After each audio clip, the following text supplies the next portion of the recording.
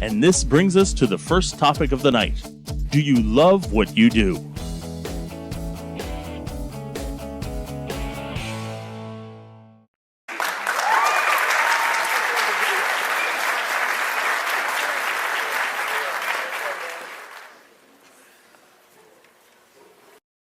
Thank you very much. It's a pleasure to be here tonight. We'll start off with a question. Do you love what you do? Ken. Hey everybody.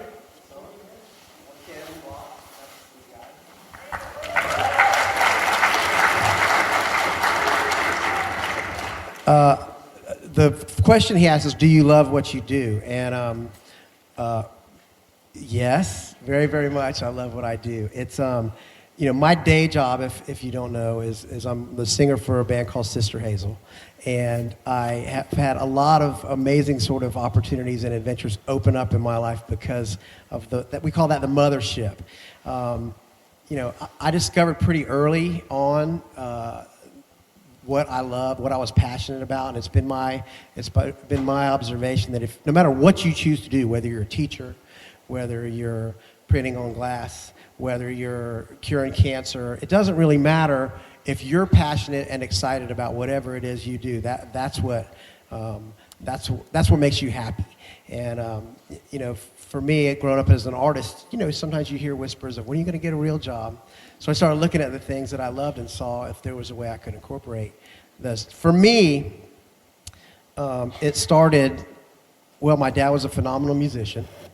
We used to have a little condo at Crescent Beach. Anybody spend a little time at Crescent Beach? And we would have these little jam sessions. I mean, my dad, we'd have all these people come over. People would bring banjos and fiddles and guitars, and we'd all hang out and do this cover dish thing. And these guys would be storytellers. And they would sing these quirky little songs, and I was mesmerized. And I loved the song. I loved the craft of the song.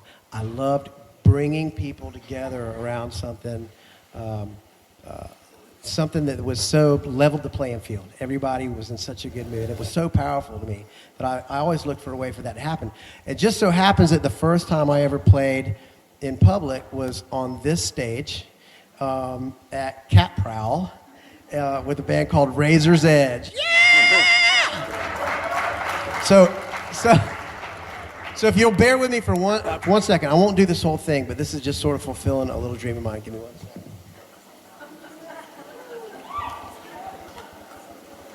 Just a little bit, I promise.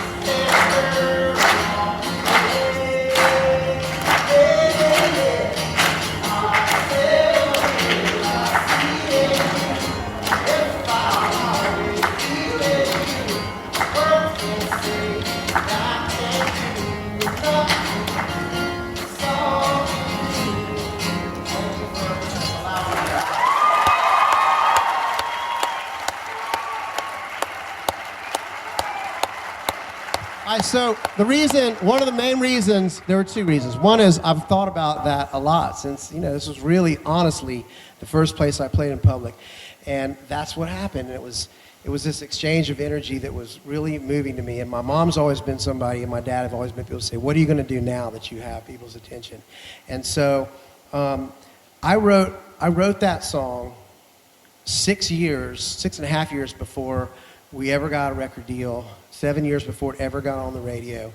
But we knew that and a few other things were something that felt right to us, and it was something that we could build on. It was something that we could it was a motor to our boat. And so, oftentimes you run into things and you go, am I doing the right thing? Am I doing the right thing? Well, many years later, that door finally popped open. And do I love what I do? Absolutely.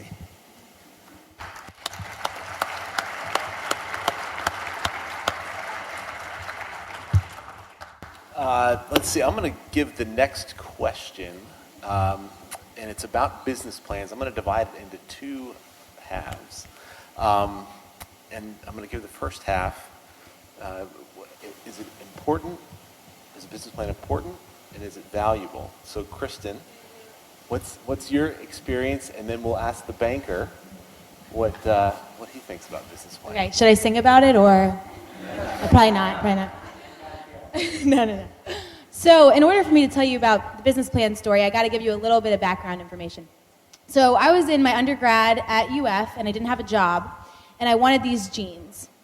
And they were really expensive, and so I asked my mom and dad to buy them for me, and they said, absolutely not, get a job. So I put an ad on Craigslist to clean houses. And I bought the jeans, realized it wasn't that bad. I continued to clean with my friends. And then I met a property manager of this really big apartment complex, and he told me that they needed a large company to clean the apartments in the summer when all the students move out. So this time, it was right before my senior year at UF, and I went and told my parents, I think I'm going to start a really big cleaning company. And they looked at me, what? You're in school for finance. What do you mean you're starting a big cleaning company? And so after, I was very persistent, and they realized I was serious. So they took me to the bank to get a loan, because I needed to buy all the vacuums and everything to do the cleaning. And so I get to the bank, and the banker looks at me, and she says, where is your business plan? And I said, what do you mean? It's in here. And she said, no, I need a plan on paper in order to give you this loan. So I was in entrepreneurship class at the time, and I went to my professor, and he helped me write a plan, and I went back to the bank. And I was denied a few times before I was finally granted just $10,000. But that's all I needed to start my business, and I would not have been able to get that without a business plan. Good. So the question is it really important to the banker? The answer is no, it's not important at all. The thing that's important, though, is just knowing that Kristen went and did some research. She had to figure out who her competitors were. I mean, what else was in the business plan? How I was going to grow, what were my expenses, what would I be spending this money on? So she had to put down in writing some information that was important for her company to succeed. And that's what's really important about a business plan is somebody did some thinking, somebody figured out where the pitfalls are, they figured out who the competition is, and basically they figured out the way they could do better than the competition. And that's what she did. So would I have given her $10,000? I don't know. I would have gotten her parents to co-sign probably, but I it would help if she had a plan because then I would know she's really thought this out. That's a great answer. Oh, okay, great. But I will say, in my recent experience with Capital City, one of our companies at Santa Fe Seed was able to secure a loan. So Capital City is loaning to entrepreneurs, which is fantastic. Can I make a comment? Sure. Bill and I are at lunch, and with this young person who is interested in borrowing money, and he did borrow more than $10,000. And I said, gosh, Bill, later I said, how old is he? Bill said, oh, he's 19. So bikers aren't used to folks who are quite that young. We're used to people a little bit older, and sometimes we might not relate that well to somebody who's 19.